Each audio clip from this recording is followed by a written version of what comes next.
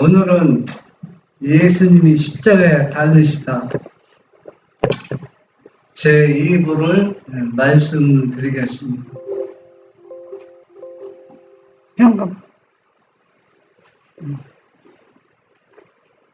요한복음 19장 30절에 보면 예수께서 신포도주를 받으신 가라사대 다 이루었다 하시고 머리를 숙이시고 영원히 돌아가시니라. 예수님께서 신포도주를 받으실 때 맛보시고 먹을 수 있는 것이 아니기 때문에 거절했습니다. 예수님은 숨이 거두시는 이 순간까지도 우리가 어떻게 해야 될까 큰 모범을 보여주신 것을 알 수가 있습니다. 예수님이 뭘 다 이루셨습니까? 마지막에 다 이루었다 선포하시고 숨을 거두셨는데 뭘 이루었다는 얘기입니까? 구속의 경륜을 다 이뤘다. 구속의 경륜은 지금까지도 진행 과정입니다. 지금 계속 진행 과정이고 우리가 하늘에 가서도 계속 싸움이 다 끝났다. 진행 과정입니다. 다 끝난 게 아닙니다. 여기에서 다 이루었다는 얘기는 예수님이 제 자체가 있어서 우리의 모든 속죄물로서 죽음으로써 속죄물 그 믿음으로 받아들이는 사람에게는 뭐가 보장됩니까? 구원이 보장, 그 일을 다 이루었다는 얘기입니다.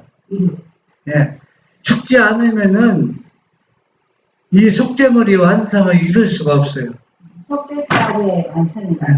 그러니까 예수님이 죽음으로 인해서 그런데 다 예수님을 믿는다고 하지만은 이 속죄물에 대해서 깊이 살펴보기를 원하지 않아요, 사람들이.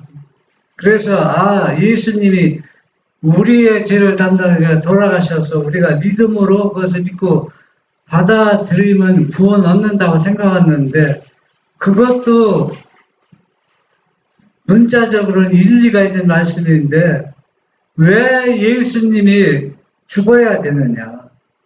왜 죽어야 되냐? 그러면은 죄인이 죽는 입장과 예수님이 죽는 입장은 똑같은 입장이 아니라는 얘기입니다. 왜 똑같은 입장이 아니냐? 예수님의 죽음은 죄 자체로 죽는 거예요. 죄 자체. 그럼 예수님이 죄를 범했습니까?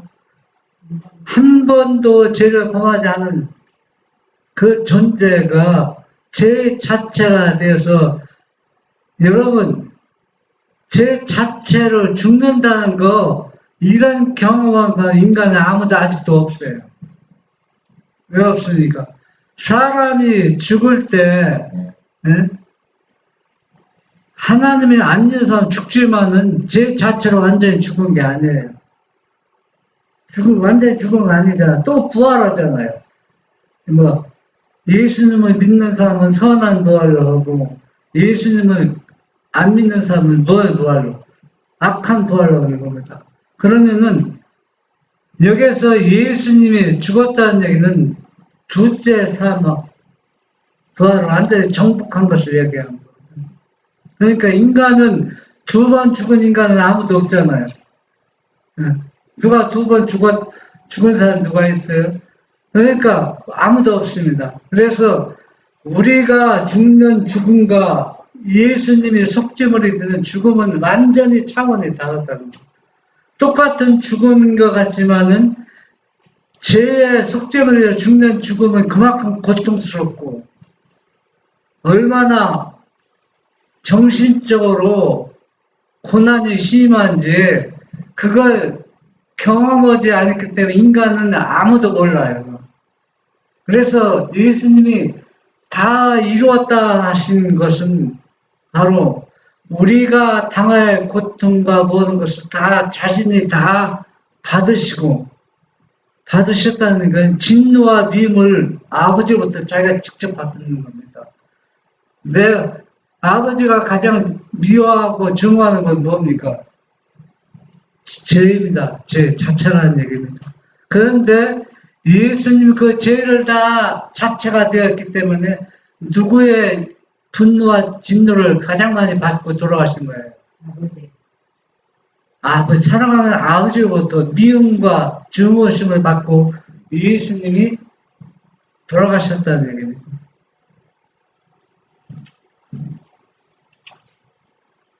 사랑하는 222쪽에 보면은 효성에 관한 교훈.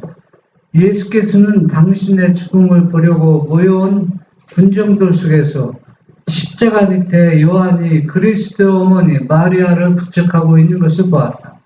그 어머니는 다시 그 무서운 장면으로 돌아왔다. 그는 도무지 아들에게서 떨어질 수 없었던 것이다. 예수께서 마지막으로 교훈하신 것은 곧 효성에 관한 것이다. 우리가 하나님을 믿는 사람은 모든 것이 다 한 가지만 특출하게 잘해서는 안 돼. 균형이 딱 맞아야 돼요. 균형. 그 바로 균형이 맞는 게 바로 품성이거든요. 그 균형이 그러니까 예수님의 그 품성은 모든 사람들에게 다 어떻습니까? 다 통하잖아요. 그렇잖아요. 그것도 형제들 간의 인간관계도 다 형통해야 되거든요. 자기가 마음에 안 맞는 사람하고 인간관계가 좋지 않고 자기하고 마음이 통하는 사람은 인간관계가 좋고 그것은 그 품성의 올바른 형성이 안 되는 겁니다. 그러니까 예수님은 돌아가시면서도 그 고통 중에도 육신의 모친 마리아를 그의 장녀를 사랑하는 제자 요한에게 의탁하는 겁니다. 그것은. 이게 쉬운 일입니까? 여러분들은 내가 고통 중에 괴로워할 때 남의 그 불쌍한 사람 돌아볼 여유가 있습니까? 자기 몸도 균형 붙잡아서 보는 예수님은 그 순간에도 자식으로 살아야 할 도리 다 했다는 얘기입니다. 이것은 우리에게 그렇게 허락하고 모범을 보여주신 것이라는 얘기입니다.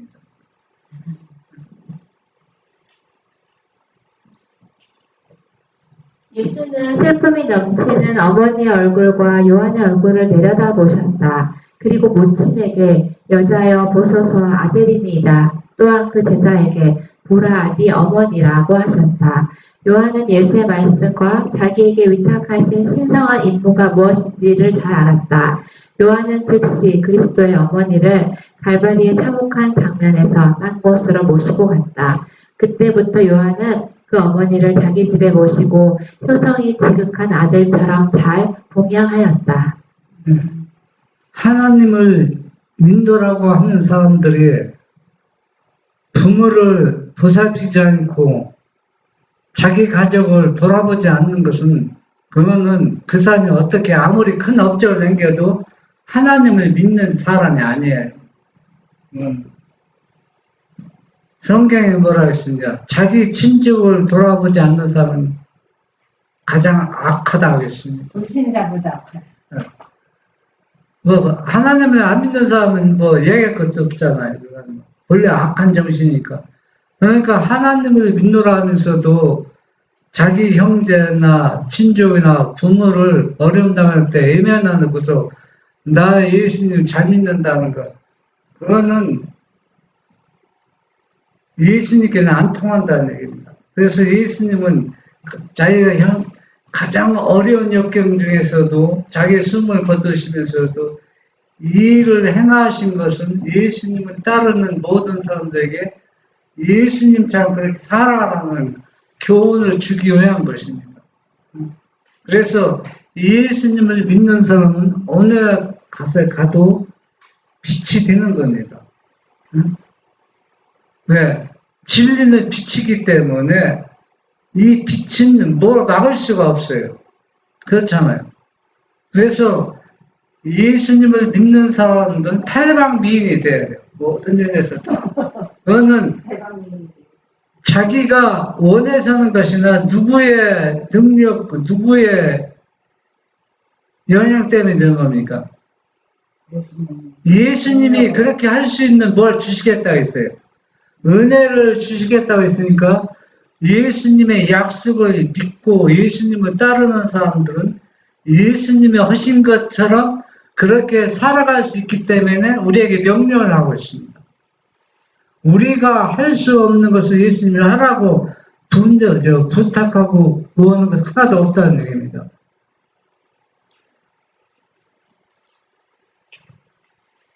그리스도의 어버이에 대한 사랑의 온전한 모범은 여러 세대를 통하여 천년하게 빛을 발한다. 예수께서는 극심한 고통 중에서도 당신의 어머니를 잊지 아니하셨을 뿐만 아니라 그의 장례를 잘 예비하셨다.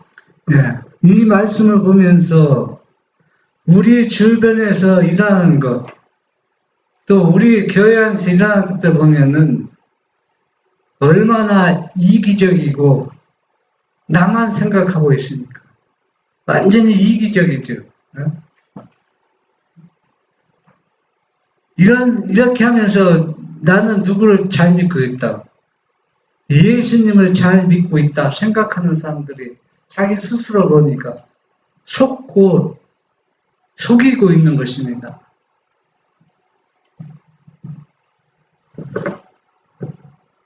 그리스도의 지상생애의 사명은 이제 거의 완성되었다. 그는 혀가 타 들어가자 내가 목마르다고 외치셨다. 그때 어떤 사람이 해용에 초를 적시어 예수께 드렸다. 그러나 예수께서 맛보시고는 받지 않으셨다. 그리하여 이제 생명과 영광의 주께서 인류의 속죄 제물로서 운명하시는 것이다. 그리스도에게 하나님의 진노가 임하게 하고 그처럼 마시기 어려운 쓴 잔을 만들어 마침내 하나님의 아들의 심장을 파열시킨 것은 죄 바로 그것이었다. 네. 여기에서 양쪽 왼편 오른편 강도는 아직 죽으라고도 안 해요. 십자가 같이 달렸지만 그런데 예수님은 지금 숨을 거두려는 순간이거든요. 네? 그러면 양쪽 강도는 예수님보다 언제 나쁜 짓 많이 해서 당연하잖아요. 그러면서 자기에게 십자가를 지게 하는 사람들 원망하고 미워하지만은 지금 예수님은 지금 누구로부터 분노와 미움을 지금 받고 있어요. 누구로부터? 아버지로부터 지금 진노의 그 분노를 지금 받고 있는 겁니다. 네? 그래서 아버지가 얼마나 죄를 미워하는지, 그러면 이 모든 인간의 죄는 누가 지금 다 가지고 있어요. 아들이 다 예수님이 가지고 있는데 그 아들이 모든 인간의 죄 자체가 됐기 때문에 가장 누구의 진노의 잔을 지금 받고 있냐면 아버지로부터 증오와 분노의 대상이 되어서 그 아버지의 그 진노 때문에 예수님이 고통이 얼마나 심한지 그래서 심장이 파열됐다. 그래서 여기 보면 구속사업은 아직 다 이루지 못했어요. 아직 숨을 거둬야 죽어야 구속사업이 완성이 되는 것입니다. 그래서 다 이루었다고 선포하신 것입니다. 사람의 대리자요 보증인이 되신 그리스도께서는 사람의 죄악을 담당하셨다. 사람을 율법의 저주에서 속량하시기 위하여 그리스도께서 대신 저주를 받으신 것이다. 각 시대의 아담의 후손들의 죄악은 예수의 마음을 짓눌렀고 범죄로 인하여 나타내신 하나님의 진노와 불쾌하심은 하나님의 아들의 심령을 경악으로 가득 채웠다. 보증인이 된다. 이거 채무관계 보증인과 재보증인과는 완전히 다르거든요. 채무의 보증인도 쉽지는 않아요. 우리가 처음에 결혼하고 살았을 때 생활이 얼마나 어렵던지 돈이 농사지에도 돈이 있어야 되잖아요. 농비가 그러면 누군가부터 보증을, 저 사람 보증인이 서약을 받아야 되는, 그래야 은행이나 농협에서 돈을 얻어요. 대출 받을 수가 있는 겁니다. 그런데 아무것도 없습니다. 땅도 없죠. 집도 없죠. 통장에 예금도 하나도 없죠. 렌털들에게 보증 서달라고 그 얘기가 쉽습니까? 쉽진 않아요. 그렇지만은 하나님을 믿는 같은 교인이기 때문에 보증을 서주는 겁니다. 보증을 서주는 사람은 내가 그 돈을 만약에 1,000만 원을 빌렸는데 1,000만 원을 내가 그 계약 안에 갚지 못하면은 누가 그 책임을 져야 해요. 보증인이 책임을 져야 된다는 얘기입니다. 그렇게 하다 보니까 내가 하도 어려움 당할 때 보증을 세워서 내가 도움을 받았기 때문에 나도 상대방이 보증서를 서줘야 될 거 아닙니까? 그래서 그 농협에 갔더니 농협 직원이 불렸더라고요. 함순도 씨, 지금 보증서 서준 게 2억이 다 된다고. 2억이 다 되니까 이거 빨리 벗으라고. 그러면서 농협 직원이 내가 보증이 서줬지만 내가 보증을 받았기 때문에 보증 서주는 거 아닙니까? 그렇기 때문에 나는 보증 서줬지만 나한테는 돈 나올 게 없잖아요. 뭐 뻔하잖아요. 내가 보증으로 받아줬지만은 그러니까 농협 직원이 당신이 빨리 이걸 벗어나야 된다는 거예요. 당신이 못 갚아도 당신이 갚을 능력이 없다는 거예요. 그래서 내가 얘기했죠. 나는 이렇게 해서 신사를 졌기 때문에 어쩔 수 없어 서준 거다. 그러니까 당신들이 채무 기간이 끝나면 이 사람은 보증 쓸 자격이 없다. 아무것도 없으니까 그 당신이 좀 그렇게 해달라고. 그래서 알았다고. 그래서 농협 직원이 이제 다음에 이제 기간이 2년이거든. 2년 지나면은 또 나한테 보증을 좀 사달라고 부탁한다고. 왜? 전에는 내게 신사를 베풀었기 때문에. 그러면 나는 얘기하면 농협 직원이 안 된다는 겁니다. 이런 채무관계 보증인은 돈이면 해결돼요. 돈이면. 그런데 죄에 대해서는 돈으로도 해결할 수 없고 능력으로도 해결할 수 없습니다. 이걸 해결할 수 있는 방법은 오직 누구입니까? 한 존재 아들 예수님 뿐이라는 얘기입니다. 그 예수님이 보증을 쓰면 누구한테 불쾌함을 받아야 돼요? 아버지로부터 분노와 불쾌함을 받는데 그것이 예수님이 견디기가 힘들다는 얘기입니다. 그렇게 사랑스럽던 아버지의 얼굴에서 너는 죄가 가득 차 있어. 그러니까 너 보기 싫어. 아버지께 얼굴 돌리는 거 그거 한번 보세요. 그 심정 당해보세요. 그거 예수님 심장이 파열된 겁니다. 그러니까 그 육신의 고통은 정신의 고통이 너무 크기 때문에 육신의 고통은 아픔을 느끼지 못해요. 십자가에 달리는 거 육신적으로 안 아프게 했어요? 얼마나 고통스러울까요? 그런데 그런 고통은 정신적 고통이 너무 크기 때문에 아무것도 아니라는 얘기예요. 그래서 예수님이 신령의 경목으로 감쌌다.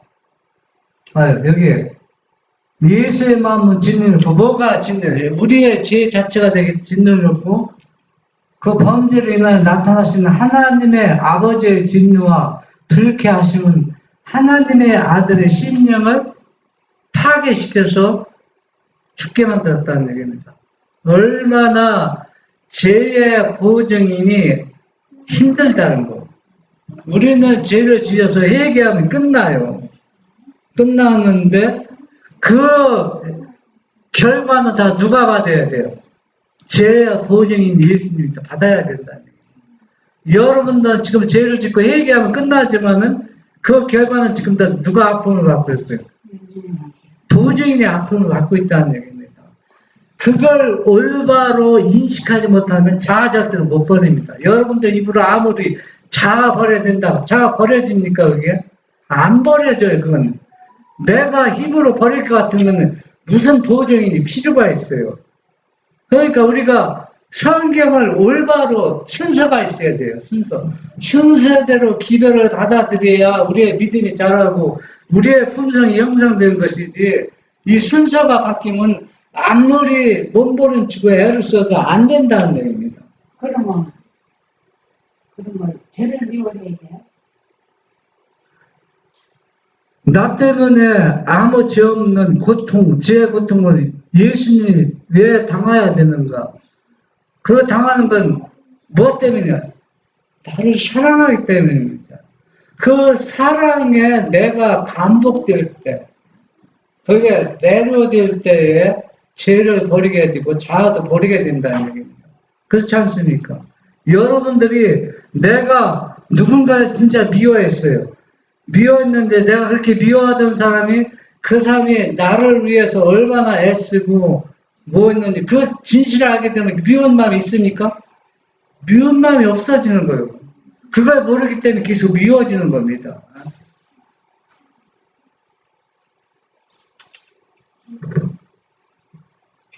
심한 고통을 당하실 때 아버지께서는 자신의 얼굴을 구주에게서 돌리셨고 이것은 사람들이 도무지 이해하지 못할 슬픔으로 구주의 마음을 찔렀던 것이다. 하나님의 아들이 십자가에서 참으신 모든 고통과 그 머리와 손과 발에서 흐르는 핏방울과 그 몸을 파열시킨 고통의 몸부림 또 그리고 하나님 하늘 아버지께서 당신의 얼굴을 아버지께서 돌리실 때 그의 마음에 가득 찼던 말할 수 없는 고민. 이 모든 것은 하나님의 아들이 극히 잔악한 죄를 몸소지시겠다고 동의하신 인류에 대한 사랑에서라는 것과 예수께서 사망의 권세를 깨뜨리고 낙원과 영생으로 갈 문을 열어주시려는 것이라고 말해준 것이다. 예수님이 이걸 모르고 죄 보증이 됐었으니까 다 알고 지셨어요. 알고 지셨으면 실제 당한 건 지금 당하고 있잖아요. 당했을 때 생각한 것보다 얼마나 견디기 어렵고 뭔가 그 사랑하시는 아버지께서 너 죄인이야. 죄가 가득해서 내 마음속에. 그래서 그걸 얼굴을 돌이키시는 모습을 예수님 한번 생각하고 계세요. 그걸 인간이 이해할 수 있습니까? 이해할 수 있다면 죄에서 돌아서겠죠. 이해하지 못하기 때문에 계속 죄를 계속 반복적으로 죄를 짓고 있다는 거예요. 그러니까 우리가 한번 생각해봐야 돼요. 그냥 나를 사랑하기 때문에 예수님이 나 대신 돌아가셨다. 이건 원론적인 그냥 생각이고 진짜 예수님이 나를 얼마나 사랑했는가. 그걸 우리가 한번 깊이 생각해 봐야 된다는 얘기입니다. 그리고 우리는 죄를 지어도 예수님처럼 고민하거나 번민하지 않잖아요. 왜? 우리의 죄는 다 누가 가져갔기 때문에. 예수님이 가져갔기 때문에 예수님이 당한 것처럼 마음에 심적 고통을 당하지 않잖아요. 그런데 예수님은 죄 자체가 되어서 누구의 증오와 분노를 받으면 아버지의 증오와 분노를 대상이 됩니다. 우리를 미워하는 게 아니에요. 왜? 우리의 죄는 다 예수님이 다 가져가셔서 예수님이 죄 자체가 되었기 때문에 아버지의 분노와 증오의 대상이 되고 있다는 얘기입니다. 그걸 우리가 얼마나 이해하느냐에 따라서 우리의 뭐가 달라져요. 생각이 달라진다는 얘기예요. 사나운 바닷물결을 잠잠하게 하시며 거품이 있는 흉흉한 파도 위를 걸어다니신 예수 손을 안찰하사 사기를 떨게 하시며 질병을 고쳐주시고 죽은 자를 살리시며 눈먼 자를 보게 하신 예수는 마침내 자신을 내주어 사람을 대신하여 십자가에서 희생배물이 되셨다. 죄를 담당하신 예수께서는 죄악의 법정 형벌을 받으셨고 사람을 위하여 죄의 그 자체가 되셨다. 진짜 형벌 받은 거는 내가 죄를 지었지만은 예수님이 다 형벌 받고 죄 자체가 되었어요. 그렇기 때문에 우리가 죄를 보면서 회개하면 우리의 마음에 기쁨이 일어나는 겁니다. 평안이 있고. 그런데 예수님은 그런 기쁨을 누리지 못해요. 왜? 제 자체가 됐기 때문에 중부사업하는 거 여러분 간단하게 생각하면 안 돼요. 지금. 중부사업하는 것처럼 똑같은 형태라는 얘기입니다. 지금. 왜?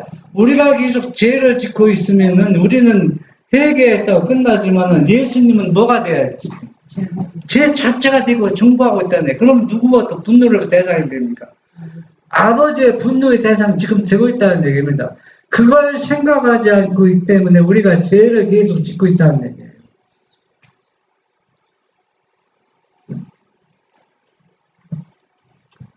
사단은 맹렬한 시험으로써 예수의 마음을 괴롭혔다. 예수께서 보시기에 심히 가중한 죄악들이 그분 위에 쌓여 마침내 그는 죄악의 무거운 짐에 늘려 신음하셨다. 그 두려운 시간에 인성을 가지신 예수께서는 떨신 것은 이상한 일이 아니다. 수사들은 경의에 찬 눈으로 하나님의 아들의 절망적인 고민을 바라보고 있었다. 네. 우리가 여기서 만약에 예수님이 신성을 가지고 있지 않는 존재였다면 하나의 천사였다고 해도 이걸 극복하지 못해요. 극복할 수가 없어요. 천사들이 극복할 수 있다면 이 천사 중 한 사람이 인간을 살리기 위해서 속죄물이 될 수가 있는데 감당할 수 있는 사람이 존재가 아니기 때문에 누가 한 존재 아들만 이 일을 감당할 수 있기 때문에 하는 겁니다. 그러면 우리가 인간의 죄인 우리 입장에서는 이 심적 고통을 우리가 연구해야 되거든요. 네. 나의 죄를 예수님이 죄 자체가 되어서 이 절망적인 고민, 여러분 그냥 예수님이 중부사 그냥 편하게 중부사하고 있는 게 아니라는 얘기입니다. 지금 십자가에 돌아가신 거로 끝난 게 아니에요. 왜? 우리가 죄를 지면 질수록 예수님은 무엇 자체? 죄 자체를 계속 안고 있어야 되잖아요. 그렇기 때문에 죄의 도말이 필요하고 죄의 도말을 하면은 이런 고민 중에서 중부자가 다 벗어나요. 우리 죄인들은 회개하면은 이런 고민 가운데 빠지지 않잖아요. 죄에서 해방이 됐다 얼마나 기뻐합니까? 사실은 기뻐할 일도 아니에요. 왜 기뻐할 일도 아니느냐? 누가 지금 고통당하고 있는데? 예수님이 고통당하고 있는데 그걸 생각하면은 자기가 아무리 겸손했기에 회개하면은 할수록 뭐가 돼야 돼? 더 겸손해져야 된다는 얘기입니다.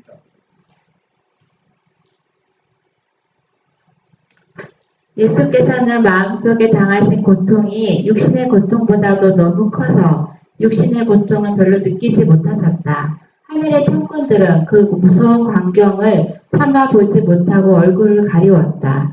네.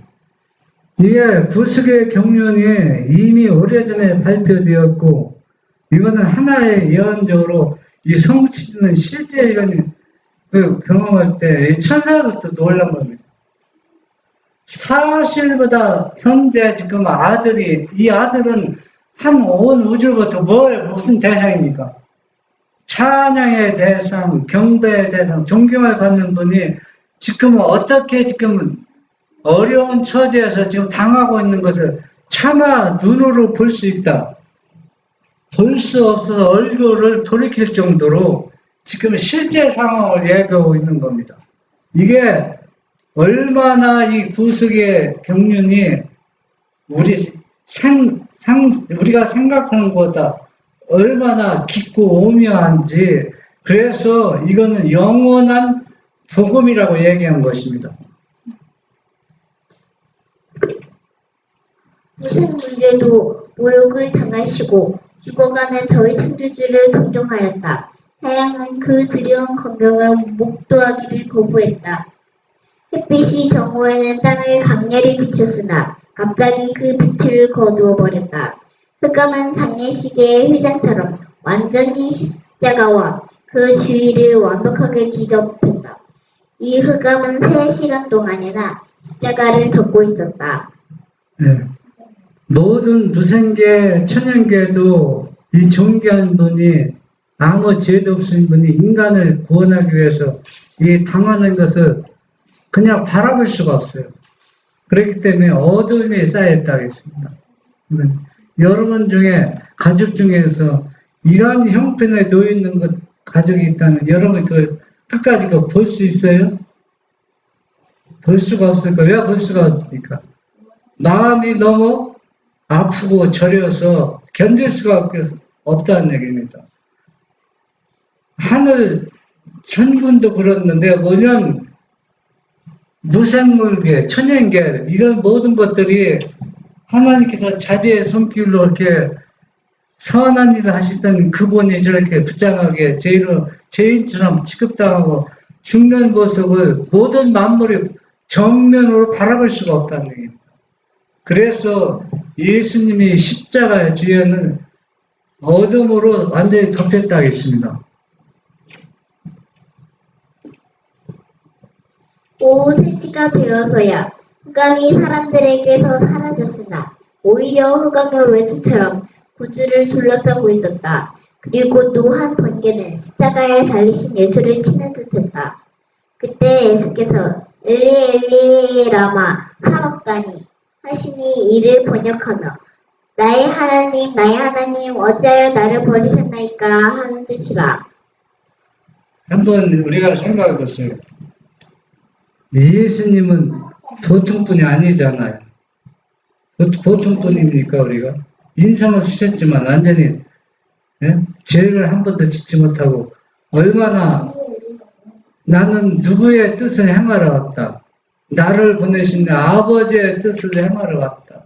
그리고 또 예수님과 아버지는 하나가 되고 서로 이 관계가 우리의 말로 표현할 수 없을 정도로 그 사랑의 관계, 그런 관계 속에서 예수님이 한번 생각해 보세요.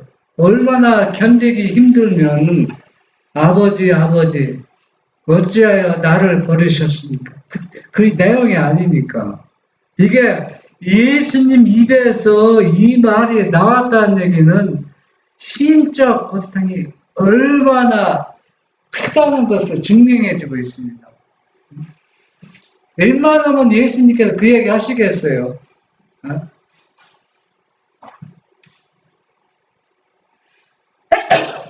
다 이루었다. 백성들은 침묵 속에서 이 무서운 광경의 종말을 지켜보았다.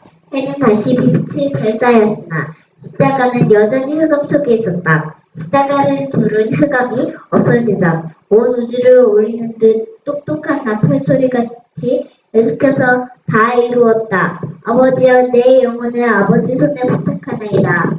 라고 외치셨다. 그때 한 줄기 빛이 십자가를 둘러쌌고 그 주의 얼굴은 햇빛처럼 영광으로 빛났다. 그 후에 예수께서는 머리를 숙이고 운명하셨다.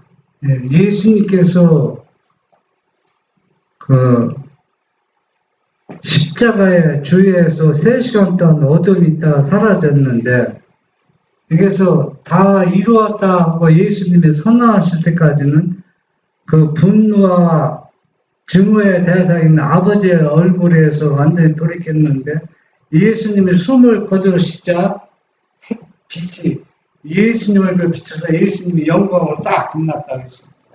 왜? 완전한 속됨을 일으키신 겁니다. 완전히. 그래서 우리가 이것을 믿음으로 받아들여야 되는데 그래서 이때 세 종류의 사람이 나왔습니다.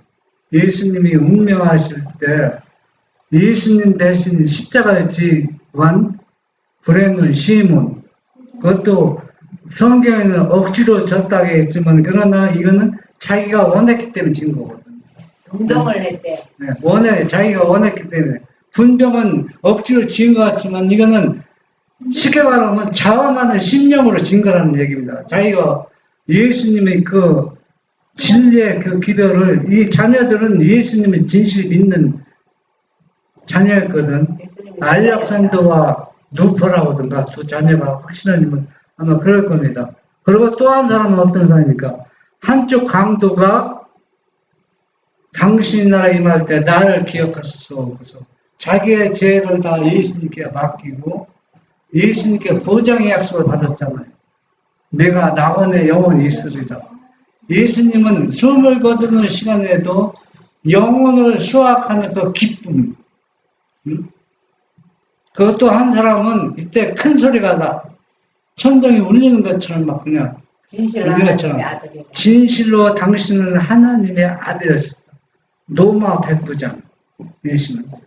그러니까 역사는 반복되는데 구원의 기쁜 소식은 하나님의 아버지의 아들로 믿고 믿음으로 받아들이는 사람에게만 구원이 결정되고 확립되고 영생의 보장의 약속을 받을 수가 있는 겁니다. 왜 하나님의 아들이 중요하느냐? 사람들이 그걸 인식을 못하고 있어요. 그걸.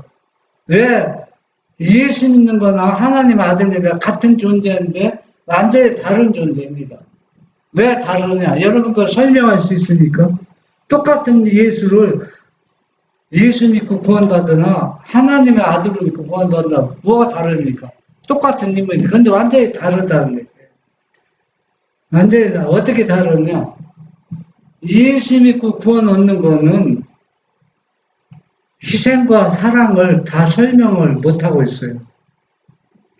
그런데 아들로 하는 거는 아들을 내주는 부모의 아버지의 심정을 문장마다 배열되어 있어요. 그리고 또 아들이라는 얼마나 그 가정에서 큰 기하고 대접을 받습니까? 귀한 존재잖아요. 그렇잖아요. 네. 그런데 그 예수만 믿는다면 한 사람의 희생과 죽음, 그걸로 끝나기 때문에 성경의 완전한 복음이 반쪽짜리 복음이 되어버리는 거예요. 그래서 성경은 온전한 진리만을 믿고 받아들여 구원이 성립되지 아무리 신앙이 깊고 믿음이 좋다 할지라도 반쪽짜리 신앙은 구원이 보장이 안 된다는 얘기입니다. 그 셋째 천사의 기별은 완전한 복음을 얘기하는 겁니다. 완전한, 영원한 복음, 완전한 복음입니다. 그런데 사람들은 이걸 아무리 설명해도 이해가 안 되는 거예요. 예. 왜 이해가 안 되느냐면 예수님만 열심히 믿고 그냥 아버지만 열심히 믿으면 된다. 원론적입니다. 원론적인. 그래서 우리가 이 역사는 계속 반복될 것입니다. 유대인들이 아버지와 아들을 믿고 받아들이는 사람들은 구원받았지만 그러나 그 믿지 않는 사람은 예수님 대적하고 십자가 못 박았잖아요. 이 일은 예수님이 재림할 때까지도 이 역사는 계속 반복된다는 얘기입니다.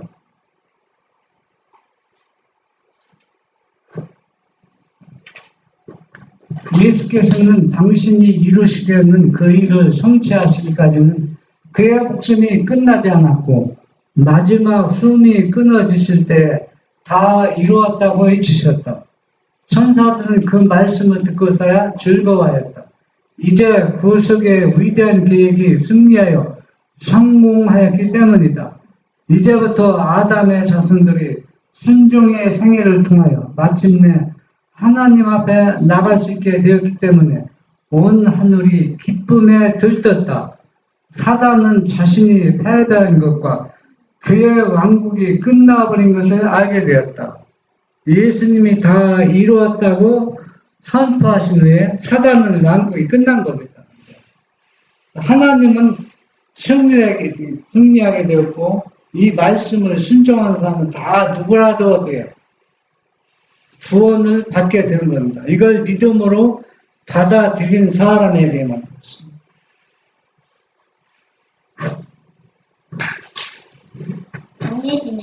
그렇습니다. 장사지네. 요한은 사랑하는 주님의 시체를 가지고 어찌할 바를 모르고 있었다. 그는 거칠고 무식한 군인들이 함부로 예수의 시체를 거두어 아무데나 욕되게 매장할 것을 생각하고 매우 근심하였다. 요한은 자기가 유대 나라의 당국자들에게서 아무런 호의도 받지 못하고 빌라도에게서도 별 도움을 받을 수 없다는 것을 알았다. 요한은 끝까지 관심이 다른 데가 더 많아. 예수님이 이제 십자가에서 완전히 죽었는데, 이 시신을 그냥 놔둘 수는 없잖아요.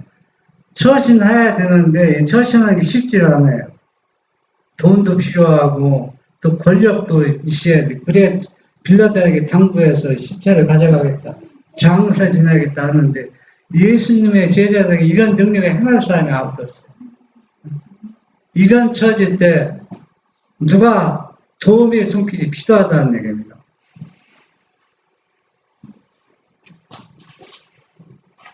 이런 난처한 입장에서 요셉과 니고데모가 나타나 도와주었다. 요셉과 니고데모는 둘 다 사내들이 공회의 회원이었고 또한 빌라도와 잘 아는 사람들이었다. 이 두 사람은 세력과 재산을 가지고 있었다. 그들은 예수의 시체를 정중하게 장사해야겠다고 결심하였다. 여러분들이 여기 보면은 요셉과 니고데모가 이 난처한 입장에 받은 예수님의 제자들 도와줘서 장사 지내게. 그런데 이 장사하는 주도권은 요셉과 니고데모가 아니고 예수님의 제자들이었다는 얘기입니다. 이들은 그 할 수 있도록 배경을 만들어준 것이지 실제 항상 누가 한 겁니까? 제자들이 했다는 얘기는 바로 우리가 하나님의 진리의 복음을 빨리 받아들이면 들을수록 더 큰 일을 할 수 있다는 얘기예요. 이들이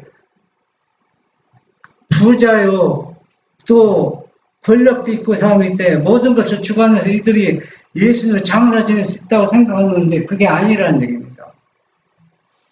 진리의 세계는 어떤 권력이나 능력이 아니라 부가 아니라 예수님과 얼마나 밀접한 관계를 가졌냐가 중요하다는 얘기입니다. 그래서 요셉은 당당하게 빌라도에게 가서 예수의 시체를 달라고 요청하였다. 빌라도는 예수의 시체를 요셉에게 내어주라는 공식적인 명령을 내렸다.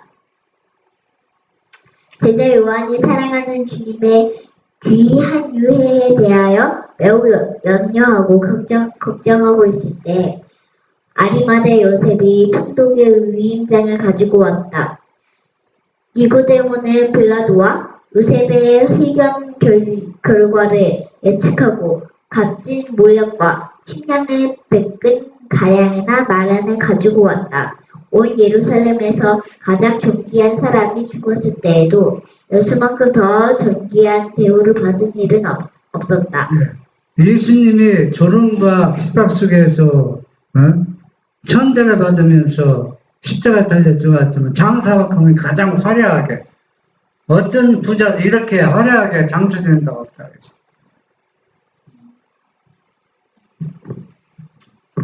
그들은 정숙하고 공손하게 자기들의 손으로 예수의 시체를 십자가에서 내려서 찔리고 상하신 그의 몸을 조심스럽게 닦고 피 묻은 흔적을 씻기면서 동정의 눈물을 흘렸다.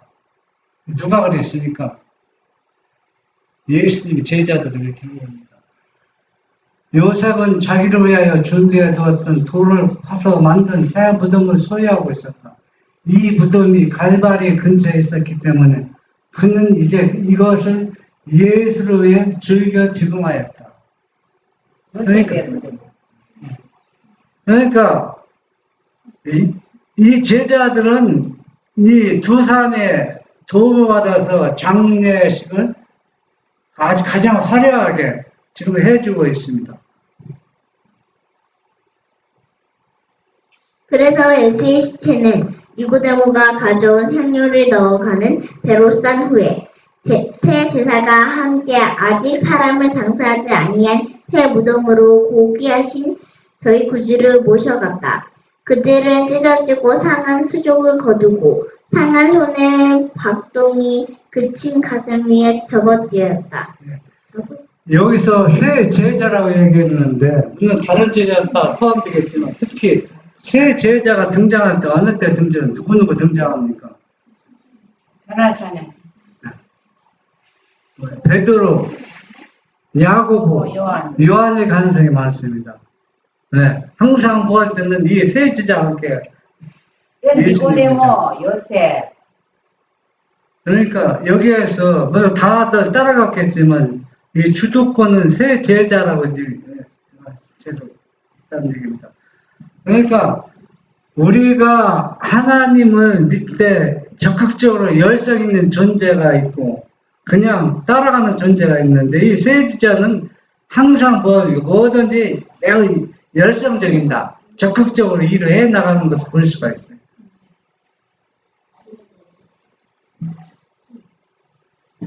갈바리 여인들은 사랑하는 저희 스승 예수, 예? 갈바리 여인들은 사랑하는 저희 스승 예수의 시체가 어떻게 되었나를 보려고 무덤에 가까이 왔다가 무덤에 큰 돌을 굴려 막아놓은 것을 보고는 하나님의 아들이 그 속에 누워 계신 줄을 알고 돌아갔다.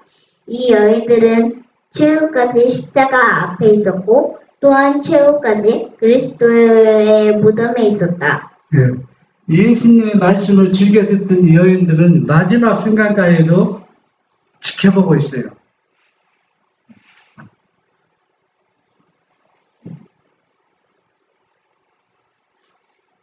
유대의 관원들은 하나님의 아들을 죽이는 악망적인 목적을 달하긴 했으나 그들의 우려는 진정되지 않았고 그리스도에 대한 그들의 질투는 사라지지 않았다.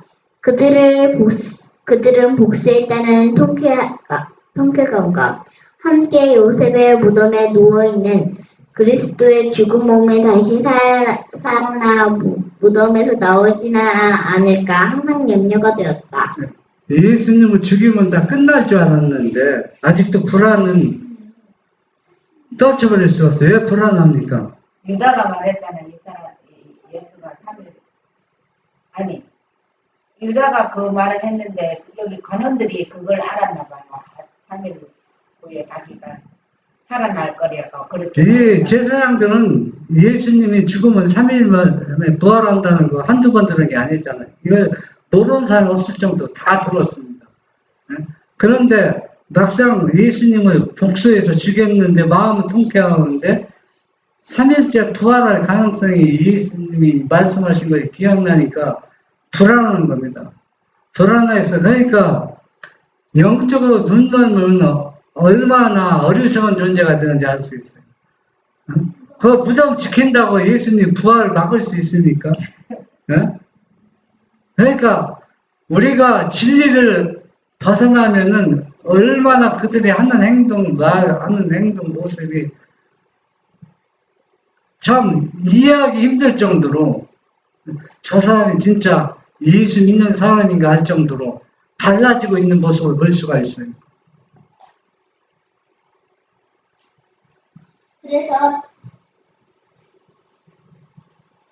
그래서 대제사장들과 바리새인들이 함께 빌라도에게 모여 가로되 주여 저 유혹하던 자가 살았을 때 말하되 내가 사흘 후에 다시 살아나리라 한 것을 우리가 기억하노니 그러므로 분부하여 그 무덤을 사흘까지 굳게 지키게 하소서.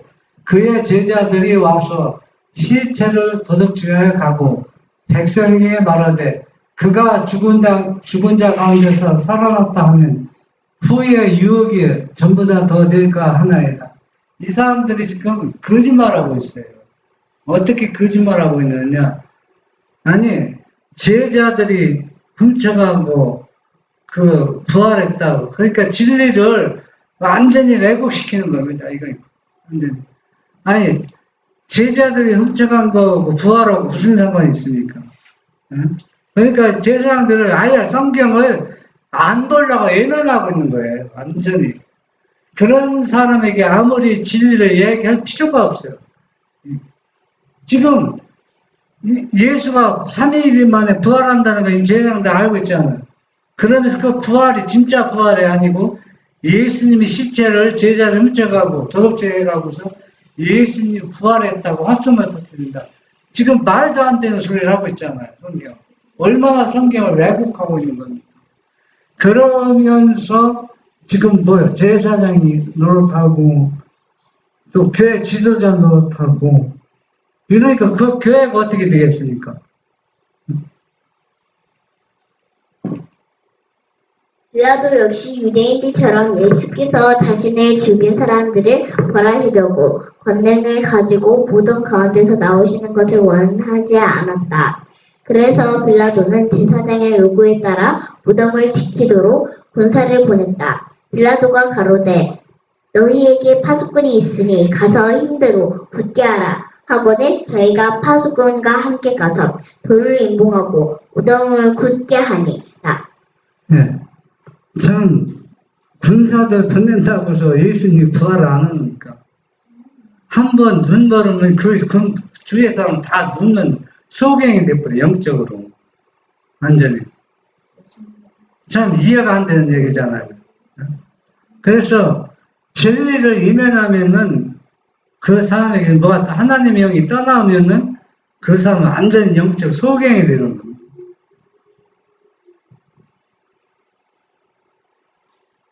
유대인들은 예수의 무덤을 지킬 군사를 보내는 것이 필요하다고 생각하였다. 그래서 무덤 문을 막은 돌에 임봉하여 아무도 몰래 그 무덤에 손을 대지 못하게 하여 또한 예수의 제자들이 예수의 시체를 가져가 유혹하는 일을 하지 못하게 하려고 온갖 수단을 다했다. 그러나 유대인의 모든 계획과 수단은 다만 예수의 부활에 대한 개선의 기쁨을 더욱 완전하게 하였고 그 사실을 더욱 확증하는 결과가 되고 말았다. 네. 앞으로 셋째 천사의 기별을 전할 때 가장 방해꾼은 누구냐? 영적 유대인입니다. 영적 유대인.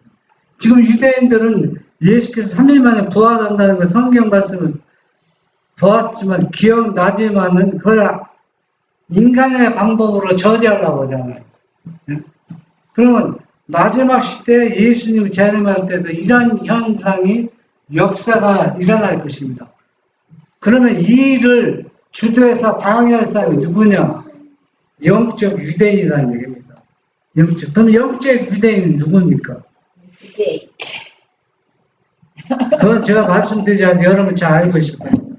그러니까 진리의 눈이 멀으면 엄청난 결과 자기들이 하면서도 그걸 전혀 깨닫지 못하고 있습니다.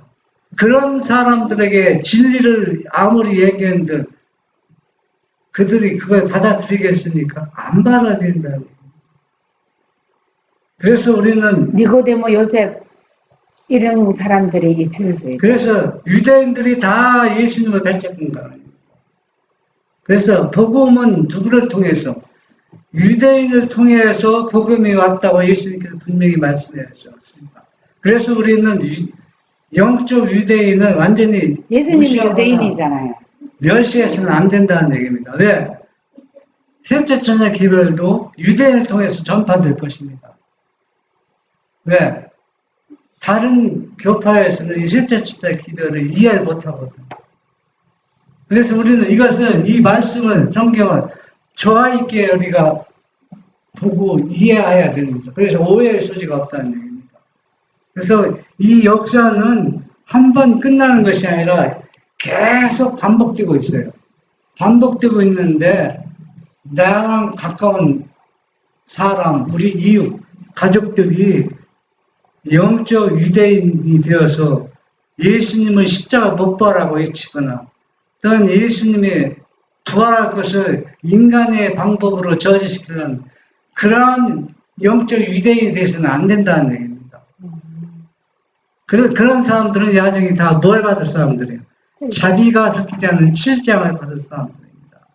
그래서 여기 계신 모든 분들은 이 예수님의 속죄물을 다 이루었다는 것을 믿음으로 받아들이고 그 말씀대로 순종해서 이 진리를 예수님의 재림할 때까지 크게 외치는 우리 모두가 되기를 바랍니다. 네.